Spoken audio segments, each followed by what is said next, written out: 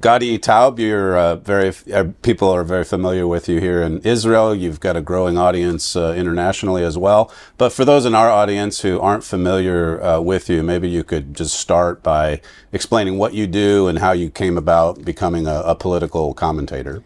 Yeah, accidentally, actually. Politics here are so intense that they just suck you in. I started as a children's TV host. I did that for many years, and then I wrote a book about my generation's culture, claiming that the postmodern trend in Israel is going to end in a dead end. And that got me in a lot of heat with my peers, because I was also writing fiction. So they saw it as a bit of a, I guess, betrayal, my criticism of that. And after I wrote this book, which is nonfiction, and it was after a few books of fiction, it was surprisingly successful. I thought I should pursue an academic career, and I thought all strands lead to America. All the political influence, postmodernism, art, everything leads to America. But nobody studies America and Israel, because we buy the American mistake about themselves, the Americans' mistake about themselves, as if America is not, as if America is generic, just pragmatic, it just offers solution. The Constitution is good for everyone, and so people don't take American ideas seriously. Sadly, a lot in America too, but in Israel certainly, and that's what interested me. And then I went to do a PhD in American history at Rutgers, and I think I came back with a lot of insights helpful about the context here, and got a job in academia. Mm-hmm. And then the podcast revolution came. I did a few screenplays in between and a lot of other things, but then politics here are so intense, and the rift between elites and the masses are so intense that I felt I couldn't stay out of that quarrel. And I come from the heart of the elite. And again, I'm a traitor to them, because my book, my recent nonfiction book, is roughly translated. It's not a translation of the title, just the content.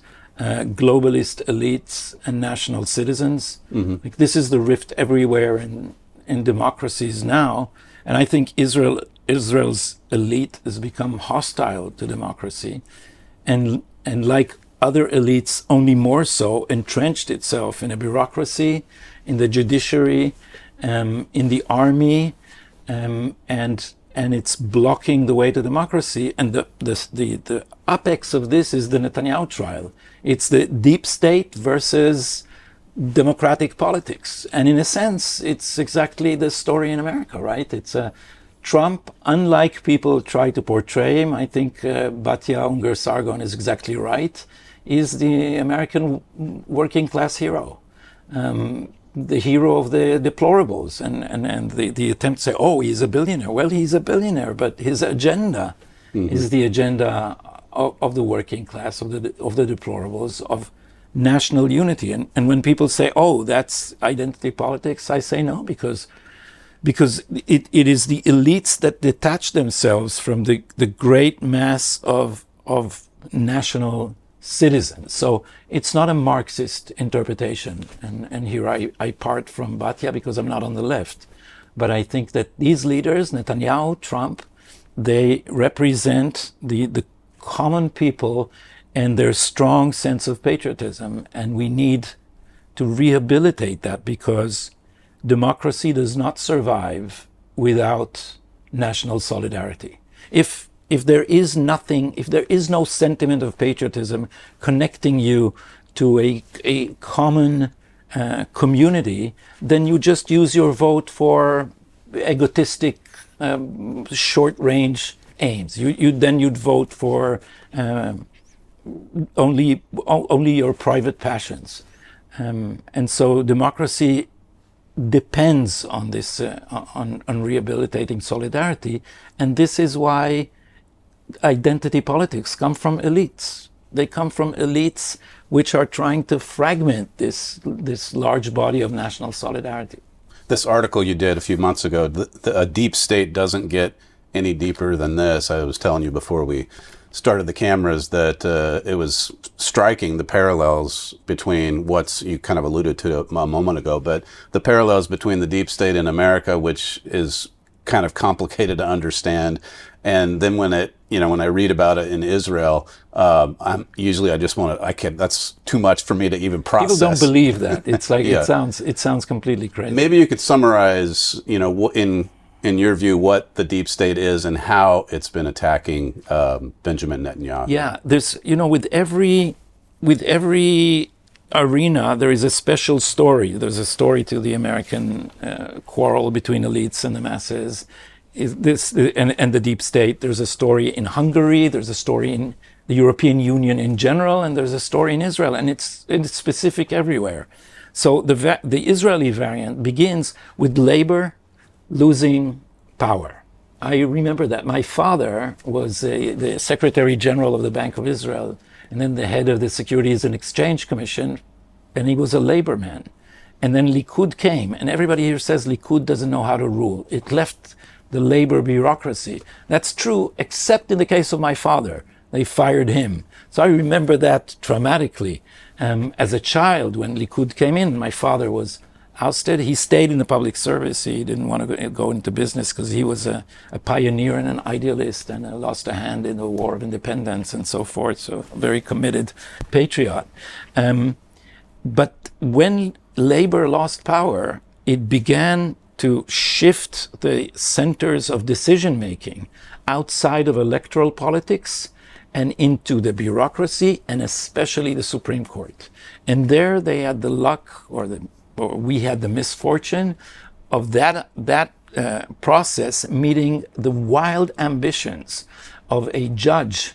I think Richard Posner called Aharon Barak is his name. He called him a judicial buccaneer.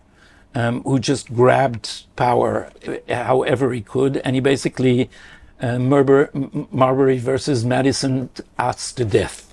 If you imagine John Marshall to the power of 10, then you get near to where Barak is, and gradually they elevated the Attorney General to a veto over government policy, because the Attorney General is also the legal counsel for the executive. And what they did here, and this it's very hard to explain to people that it's true, it's not crazy. The legal counsel, his advice is obligatory according to the Supreme Court. So you cannot disobey your legal counsel. Now the government is trying to fire her, and the Supreme Court is apparently going to block that. So you basically have an unelected single official who can veto government policy and also indict the Prime Minister and the ministers.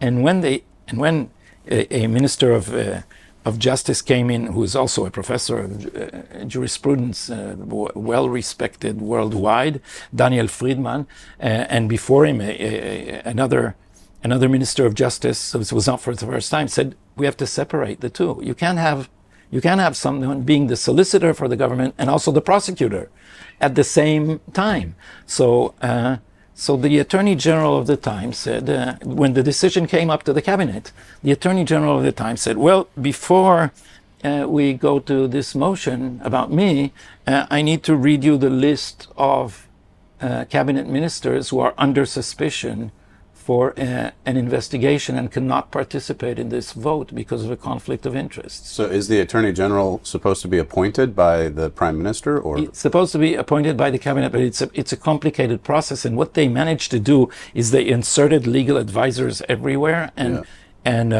created this culture where the legal advisors actually holds veto power about ministerial policy. In your article, you talked about, I think it was written in February, but you had talked about how Netanyahu was basically having to go to court like 3 days a week, even at a time when Israel's at war. So what are they going after Netanyahu on? Well, the indictments are collapsing in court now. It's very hard to describe. I'll try to summarize. One of them is, the easiest one to explain, is the champagne and cigars one, and the Bugs Bunny doll, which allegedly got presents in an inordinate amount from billionaire friends, Arnon Milchen and Packard, and they came up with this indictment saying it's hundreds of thousands of shekels. It's like hundreds of thousands of dollars too. And then apparently it turned out they have no evidence. There is no evidence except the memory of a secretary of Arnon Milchen's, who is really anti-Bibi. And apparently she updated the numbers as the police were not happy with the volume. And they can't prove that. And then there was the question of bribery in the form of positive coverage, which is unprecedented. You know, Alan Dershowitz said this will criminalize all relations between journalists and politicians, which is always some quid pro quo. Right. And then they couldn't prove that case because it began with saying that this website, nobody treats it seriously. It's a news website called Walla. It offered positive coverage in return for regulatory favors for the company of the owner of both, Walla and that telecommunications company. Well, it turned out the coverage was actually hostile.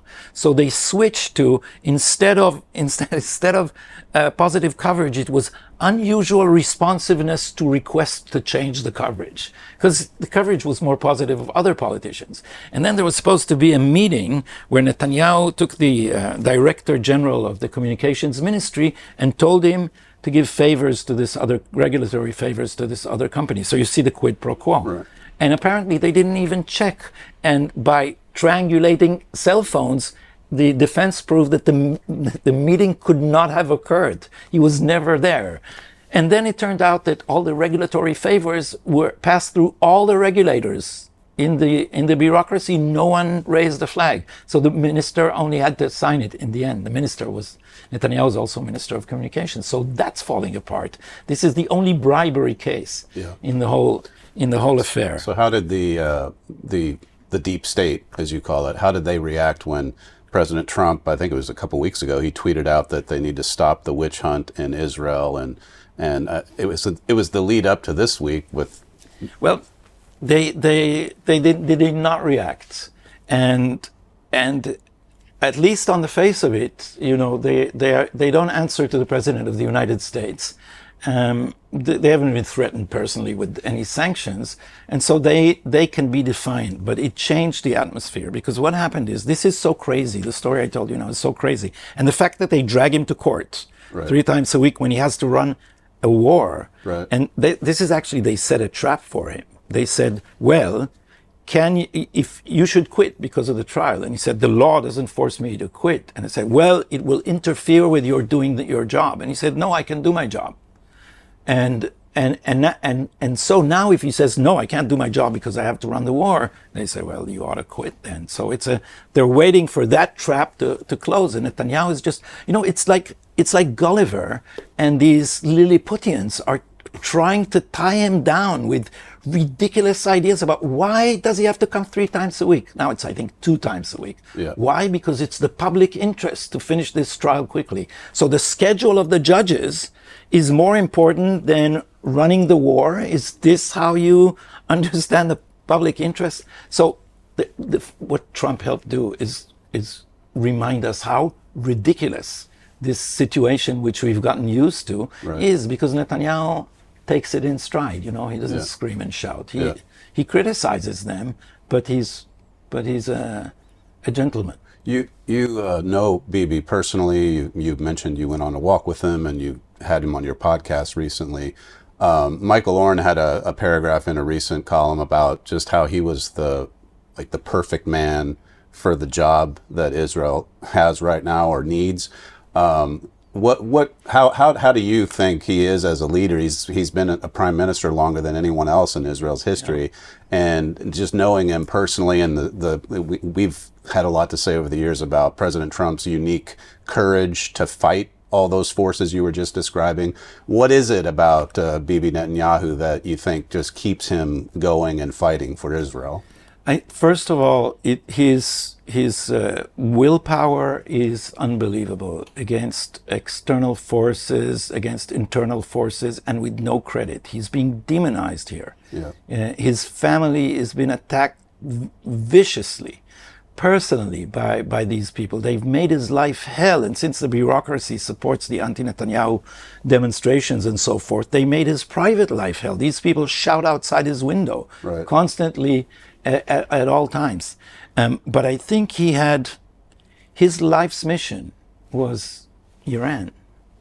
And he has now been vindicated in a way that would put him in history books with few other Jewish leaders over millennia, because he sees it. One of his many enemies once told me, he said, Netanyahu, when he shaves in the morning, he thinks he sees Moses in the mirror. It's his job to lead the people of Israel across the Red Sea.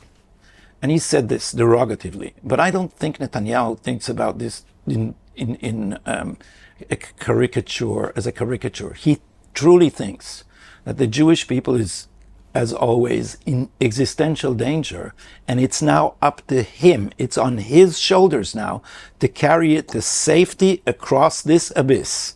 And he has been warning about the Iran nuclear program for 40 years now, and he's been ridiculed for it, and he's been attacked for it, and people have sabotaged his policies, and he never lost sight of that guiding star, and he did it. And it's almost like a Greek drama. It's from the worst nadir of October 7. He rose up from the ashes. This is a calamity that leaders usually don't survive. Mm-hmm. And he rose from the ashes, and he saw the forces at play against a very hostile American administration who was basically appeasing Iran. Right. He managed to turn the levers in such a way that in the end he struck Iran and the head of this terrorist octopus that it was engulfing the Middle East because of the Obama policy and then the Biden policy. And and this is just, it's stunning, because on the second day of the war, he said, we are going to change the geopolitics of the Middle East. And that was, terrorists were still roaming around the Western Negev. And we were all dumbfounded. It was like a mega 9/11. We were just, people were in complete shock, and he saw clearly. And this is, the deep state here. They're all peaceniks. They're all the Oslo two-statists, and everybody understood on that side. I mean, the Biden administration, mm-hmm. the Israeli left, the Israeli press, all these forces understood that this could be a fatal blow to the idea of a Palestinian state, and everything they did since was to try and leave the door open for a Palestinian state. Mm-hmm. And in order to do this, you have to prevent victory in Gaza. So you had a brass of the IDF refusing to do the bidding of the cabinet to which they answer, and instead just bypassing their orders by raids instead of occupying territories. And I think that what Blinken thought, Secretary Blinken, and what these people thought in Israel, including the permanent, they try to do a color revolution here with the financing the protest and everything. What they thought is, they thought about this as Yom Kippur. Yom Kippur exactly 5 years, almost to the day, off by 1 day of the 50 years from the Yom Kippur War.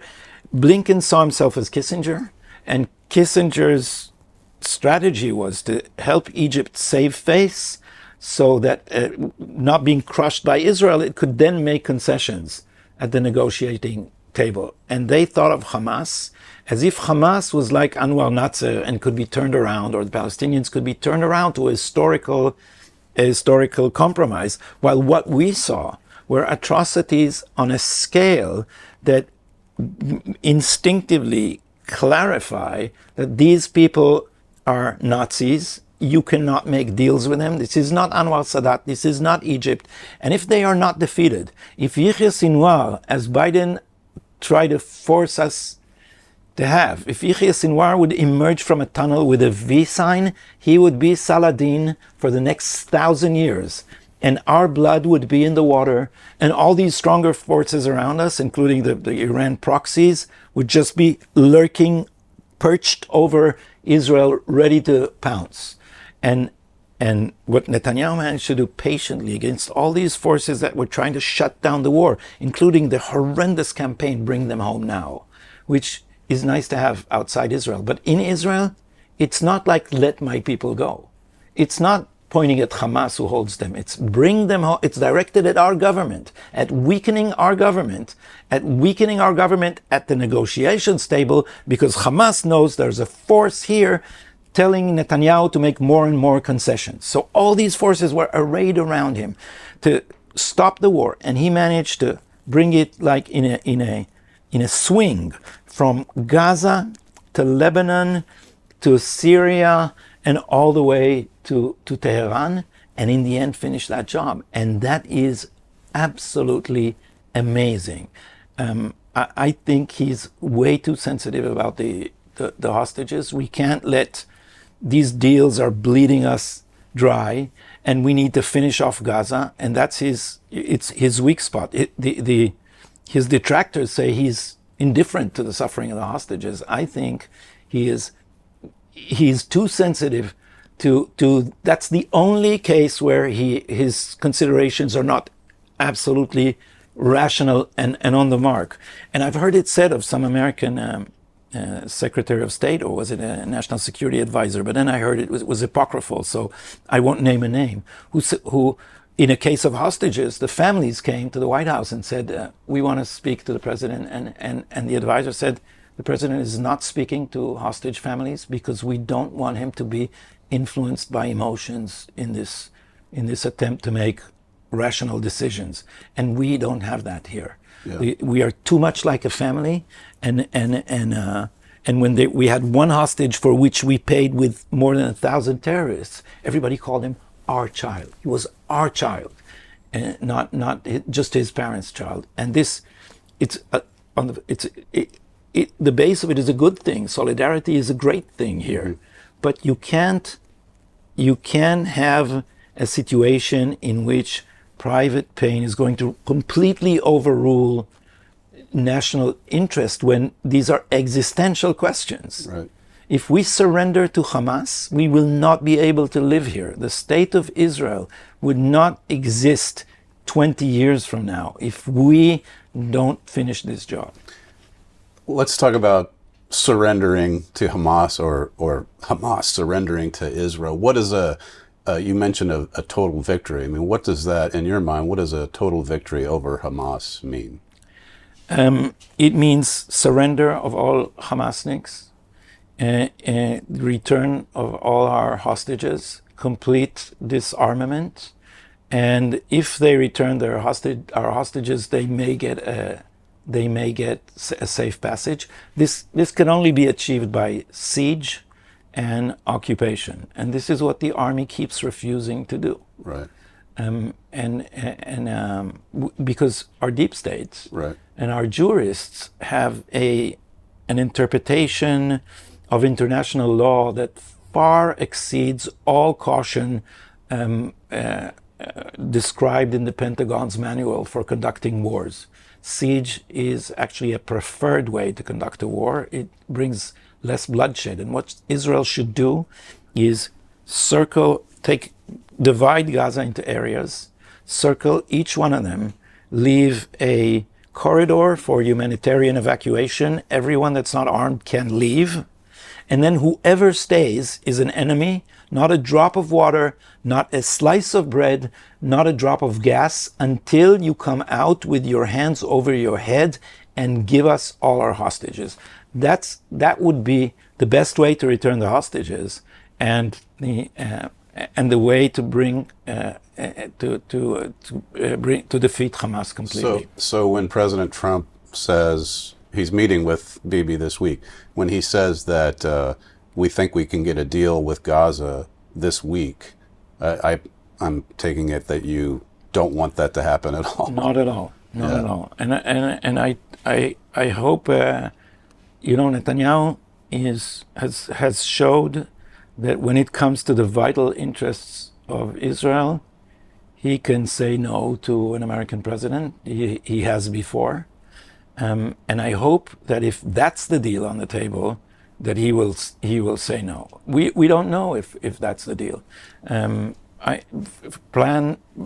plan for relocation is great if it includes relocation for a large number of Gazans who want to leave, and if we have a way to verify that all Hamasniks will be rooted out, then that's fine. But the problem is Hamas is embedded in a population, and this is why I don't see anything short of an occupation completely rooting them out, because we need to do what Germany did with denazification and what Japan did under MacArthur. We need total surrender to start with, and then their school curricula is everything is about killing Jews. And this is not just Hamas, this is the Palestinian Authority. All these terrorists of October 7, they were brought up on school books that the Palestinian Authority produces, not Hamas. And these school books just teach you that killing Jews is your highest duty. And when you have like a grammar exercise, they teach you the spelling of a sentence that say, it is forbidden to think of the enemy as human. So they drill this into your head from age 3. You play games in which you kill Israeli soldiers. And we need to completely change the whole system of education, the whole clerical class that is teaching wild anti-Semitism. All this has to be rooted out, or the problem will return. And we also need to make sure that no arms enter Gaza, complete embargo. On a much larger scale, obviously, with respect to Iran, you had the 12-day war, the U.S. got involved for the strike on the nuclear facilities. How much damage, that obviously isn't a total surrender on the part of the mullahs, but how much damage do you think that 12-day war did on Iran? Well, I can't comment on the actual facilities and what it did to them. If they start from scratch, they can still do it again. So there's no rooting it out finally and completely in the technical sense. But I think that it did more than that. It humbled Iran. And what we need to strive for is a situation as close as we can to that in Lebanon, where we have freedom of action. And we should make it clear that all this will happen again if you start your nuclear program again. This is a very, very strong statement, because look at what we are facing now in the Middle East. We were under the shadow of this menacing force with all its proxies and hundreds of thousands of rockets. And now we have complete freedom of flight over Tehran. We can take out anyone we want. We penetrated them so deep. I'm not sure about all the details. And sometimes Mossad PR are almost as good as Mossad operations. So you never know what they actually did. But allegedly, at least, what we know is that they penetrated the secret networks of the operatives, and they called them to a meeting where they were all killed together, because that was the depth of the penetration. So we demonstrated that we are not to be messed with, and that we would go to very long lengths. And if you look at what happened, and if you look at Arab commentators, they say Israel, after October 7, it managed to do all that. So imagine what it would be if it started from a level plane. Yeah. And I hope now that there would be a deep change also in our army, because look at what happened to us. The people treating Gaza were all Oslo peaceniks, and they never suspected. So there was a huge invasion of thousands of terrorists, and we had no clue. While in Tehran, when Khamenei sneezes, we know where he puts his handkerchief. And so that is Mossad, and this is Shabak and Tzal and the IDF. And Shabak and Tzal and the IDF have become postmodern. And there's actually in the literature about what the culture of armies, there's a theorist named Moskos, who defines what a postmodern army is. They think in political rather than military terms. Instead of defeat, they have such ideas as imprinting an image on the enemy's mind, and they tend to defensive war instead of offensive war. And that, for us, the Ben Gurion, the original theory of defense is that we seek our enemies outside our borders. So, and what happened to us in recent years is we're hiding under Iron Dome, right, behind a slurry wall. We are patrolling a border, and we haven't learned the lessons of millennia of warfare, right, that there is no such thing as an unbreachable wall. The wall of China, the Maginot Line, the Hitler's Atlantic Wall were all breached, because when you develop a routine behind a wall, the enemy would study your routine and would find out where you have become negligent or numb, and at that point they will strike. And so we should get back our stamina and start. Henry Kissinger once said that only Israelis speak of peace in religious terms like redemption. It's the end of days.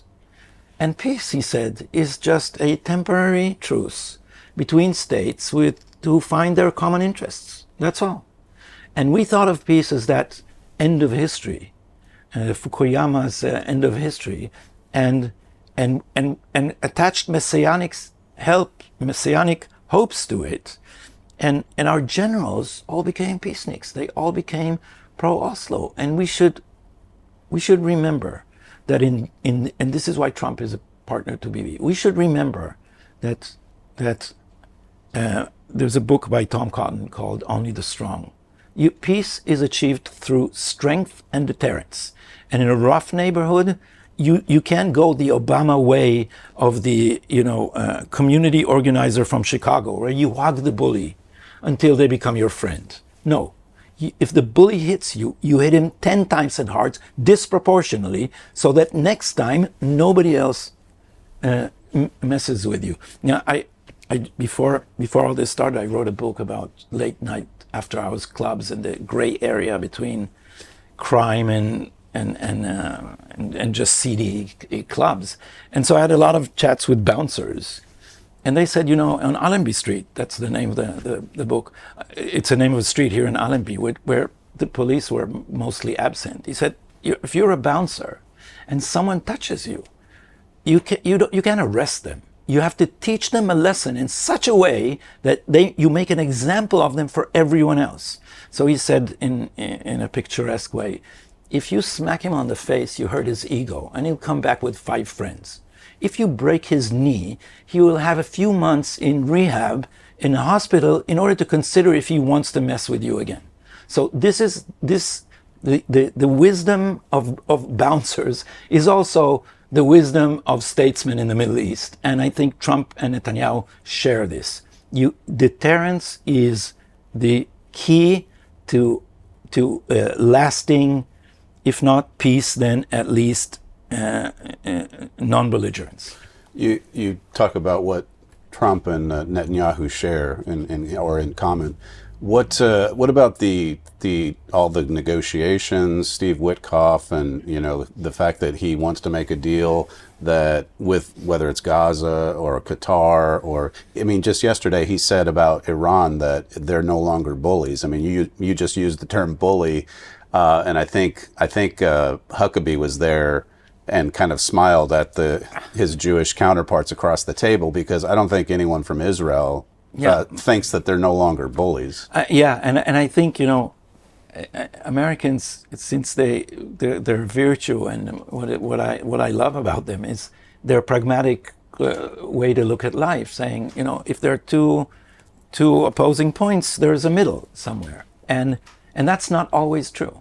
It's true if you live in the same culture, but there's no middle between people for whom the greatest religious obligation for which they're willing to sacrifice their children is killing Jews, and us who want to live. There's no halfway killing Jews to satisfy everyone, so you can't make a deal with Nazis. And I think Witkoff is an example of that.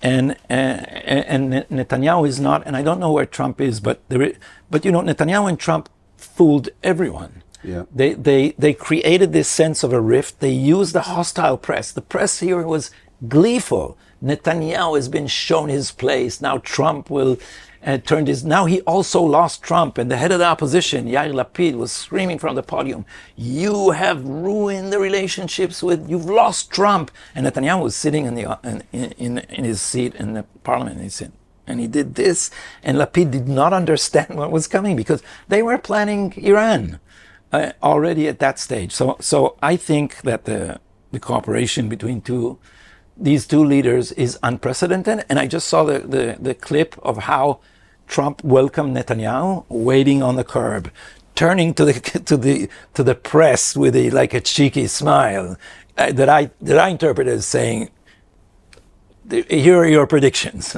And so I think that, if there are disagreements, there's also great friendship, and I think there's also understanding because of the legal trouble they both had, and the relations with the press. They use the press here. They use the press. The gleeful press here helped numb the Iranians. The press here was declaring how the relation was ruined, and Iran just bought it, and they went to sleep. All these scientists who were killed in their beds later. But also, if you look at the relations with the press vis-a-vis the deep state, then you see they suffered the same predicament in a sense that what happened to the press, and this is why, you have a podcast, I have a podcast, we are the future, the alternative. Because what happened to the legacy media is instead of being the watchdog of democracy, they became the attack dogs of the prosecution. And what happened is, this will be studied in history books, because the weaponization of the criminal law in both cases, the Russian collusion hoax and the Netanyahu trials, we think of the press as supplicants of the prosecution over the FBI and the opposition. But that's misleading, because these investigations were not meant to produce evidence for a criminal trial or an impeachment. They were meant to produce leaks for a political hit. And therefore, it's not that the press has been working for the FBI. It's that the FBI became the investigative arm of a dirty press. That's what happened here too. Every night, bombshell leaks from the Netanyahu investigations. Right. So they were producing leaks. They were not producing evidence, and they never thought they would get to court. They thought Netanyahu would go for a plea deal, that he would resign, that he would somewhere give up in the middle of the process. They just picked up the wrong guy. Do you feel like the 12-day war, as President Trump calls it, do you feel like Israel was pressured to stop that effort? I think so. I would have liked a few more days, but if the price would have been non-intervention by the United States. Look, this is a crucial thing. It was just a single strike, basically, or a few strikes in one fell swoop, but it demonstrated to the whole region the alliance between Israel and America, its strength, and also that the United States is again willing to use force, because the reliance on the Obama appeasement mentality was what turned this region into a wild thing. And Trump understands this. He hit Qasem Soleimani in his first term in office, and he understands you don't need to put boots on the ground everywhere, but you need to demonstrate that you are willing to fight. And I heard this from Mike Pompeo on my podcast when I interviewed him after Biden won the elections. And I asked him, what's the difference between the policy of the outgoing Trump administration and the Obama administration before it? And he said three things. One, Iran is the problem, not the solution. Second, you need to bypass the Palestinian veto over Arab-Israeli negotiations. And third, you need a credible threat of force in the region. And I think Trump has returned that trio. And we see when such a president is in the White House, the region is and will be peaceful. When there's a peacenik in the White House, there will be war. Gadi, thank you so much for your time. You've been very generous. It's great to meet you, and I'll be following you from this point forward. Same here. A pleasure. Thank you very much.